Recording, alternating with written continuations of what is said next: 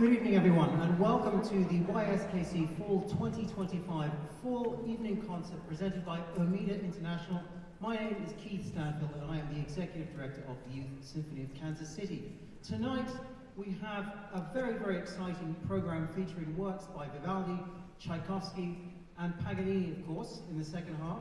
But first, I'd like to say a few words to thank our contributors and our supporters who've made this evening and all the education resulting in tonight's performance possible. At the Youth Symphony of Kansas City this year, you may have noticed we've adopted the slogan, growth through music, that you'll evidence here today as you listen to all the students perform. Now, all these musicians that you see here are part of an extraordinary organization which provides this exceptional experience in classical music. We perform sophisticated pieces with world-class musicians in stunning venues such as these here in Yardley Hall. At the Youth Symphony here, we're very, very grateful to have the support of many contributors, as noted in our season magazine. And a list of these contributors you can see on page 18 in your magazine. And the list of the endowed chairs, that's chairs whose place has been supported by members of the public, is on page 19. The rest of our advertisers can be found throughout the program. If we wouldn't mind just taking a minute to acknowledge those people and their generosity, that we love them.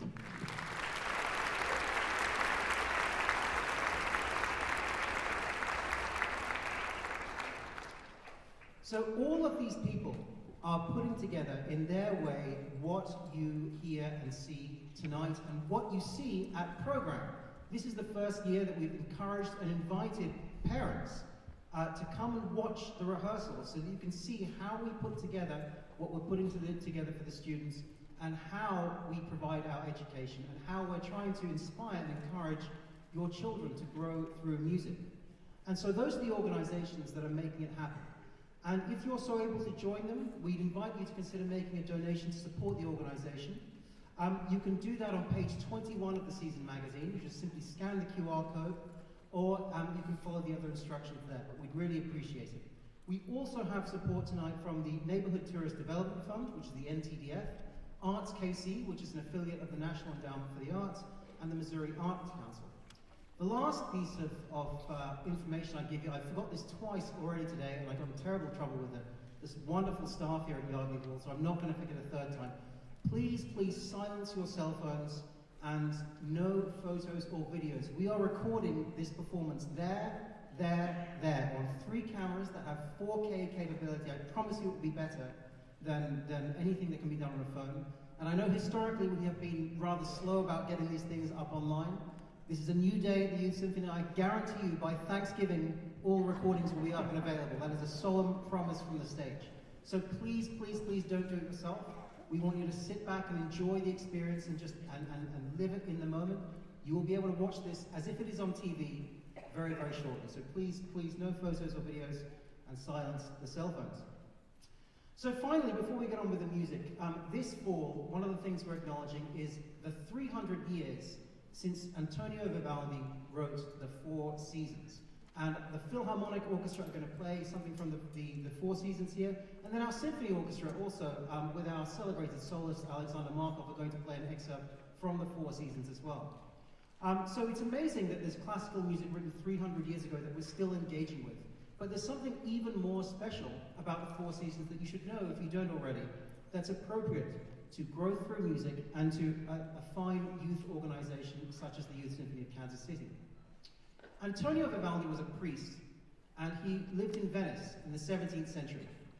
What you have to understand about Venice is that it was the Las Vegas of the world in the 17th and 18th century. It was the party city of Europe.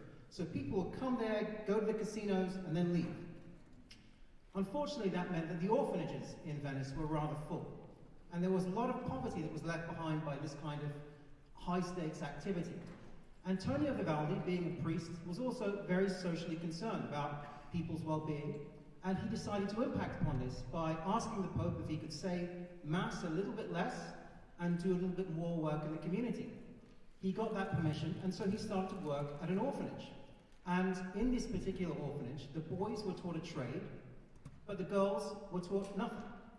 So he decided how he could serve the community was by creating an orchestra that was just for girls at this specific orphanage.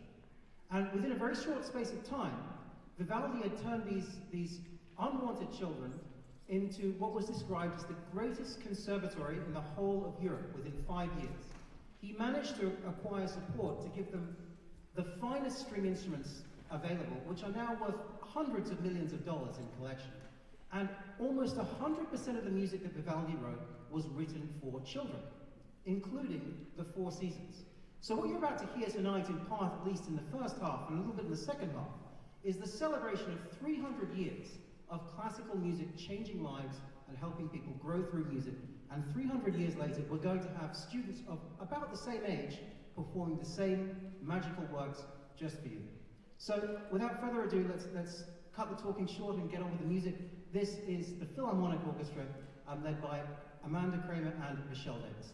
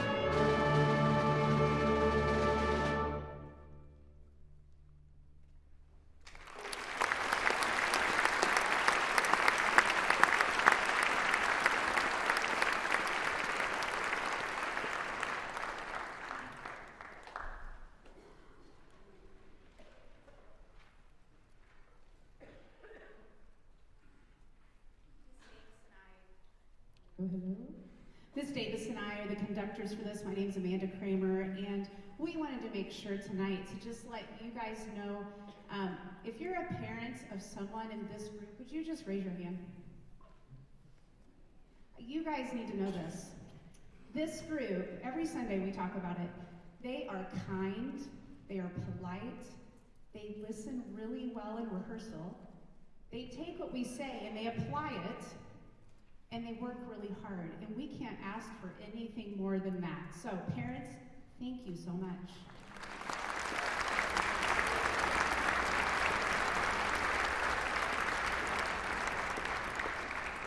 And I hope they say thank you as well, as much as possible. Please say thank you to your parents for getting you here on Sundays, getting them here on time. I know it's a lot to get our kids everywhere that the things they're involved in, but this is a wonderful way to spend a couple hours on a Sunday.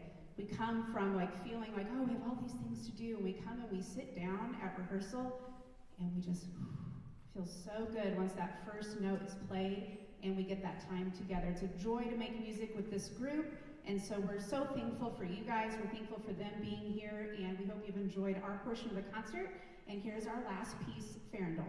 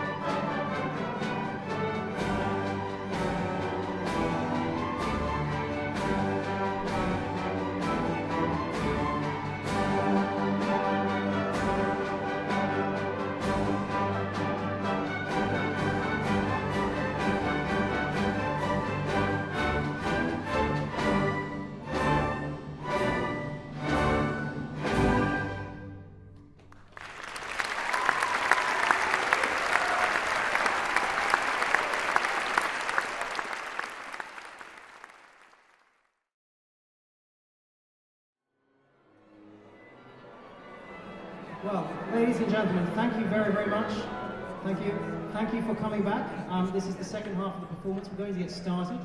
And before we get started with Tchaikovsky and Paganini, I'd like to introduce you to a great friend of mine who's been a huge supporter of the Youth Symphony of Kansas City for many, many years. He's had children in the program and is also one of our board members. And I think it'd be valuable to you guys to hear the impact that Dr. Ian Coleman here has noticed and witnessed by being involved in Youth Symphony in a number of ways. Here's Dr. Ian Coleman. Thank you, Keith. Thank you. I am a passionate believer in the mission of this organization. It is phenomenal.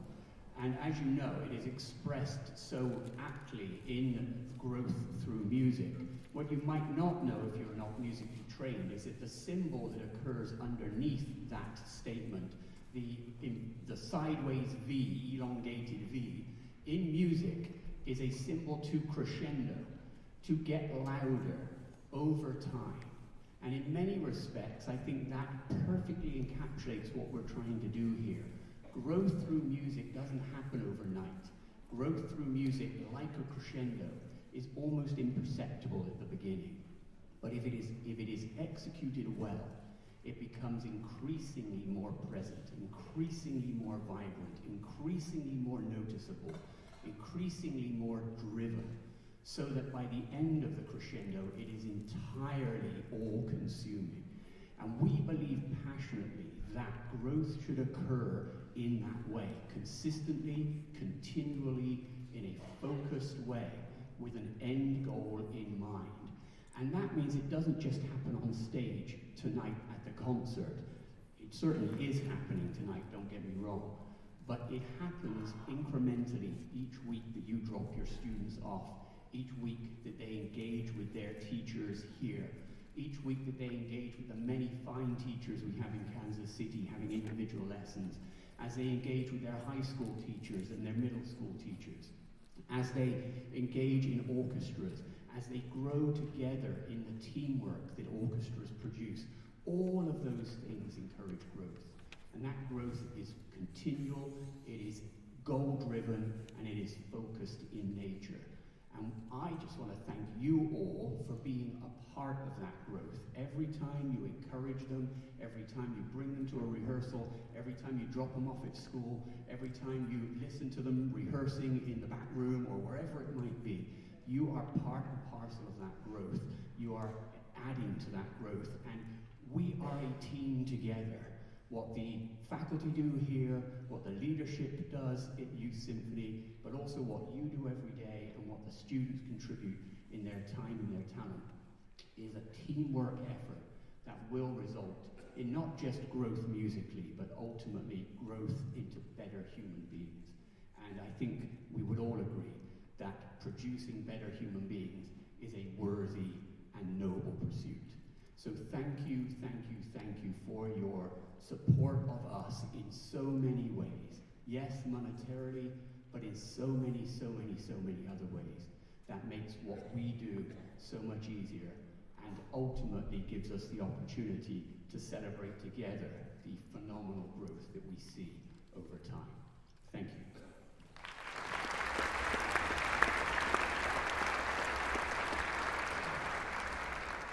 Thank you very much to Dr. Ian Coleman for those kind words. Right, the second half tonight, Tchaikovsky, Paganini, and more.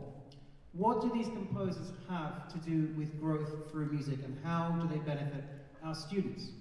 Well, Pyotr Tchaikovsky was a composer of the late Romantic era, and he composed around the time of Brahms and crossed over slightly with Wagner.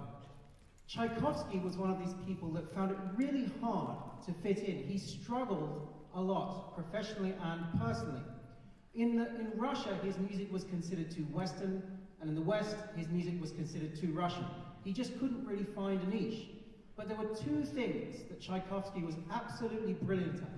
One of them was closing out pieces, as you'll hear, the greatest musical closer of all time, always an exciting ending, no matter what he was working with at the beginning. And the second thing was ballets. Nobody can argue that Tchaikovsky is the ballet composer, the master ballet composer of all master composers. Every year we celebrate this in a few weeks with the Nutcracker, again and again and again. And after the Nutcracker, Swan Lake is the greatest ballet widely recognized ever written. Like with all of Tchaikovsky's great works, it didn't really get off to a good start.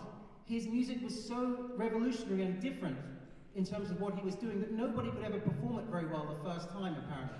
Happened with the piano concerto, the violin concerto. The music critic at the time described it as music that stinks to the ear. He just never really had a good time explaining his brand new works to audiences. But as time went by and performers got better, he became understood. So the message for our students, to us at least, at Youth Symphony, in terms of working with Tchaikovsky's works and this great piece, is one of perseverance and resilience and finding your niche. And when life gives you a set of obstacles that seem insurmountable, you have to find a place where you fit in, because you will fit in somewhere.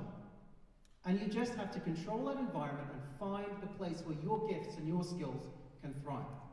So, to me at least, that's how Tchaikovsky can enable growth through music in our students today, almost 200 years later. Anyway, to perform our special suite from the Ballet of Swan Lake, please welcome the illustrious conductor, Professor Stephen D. Davis.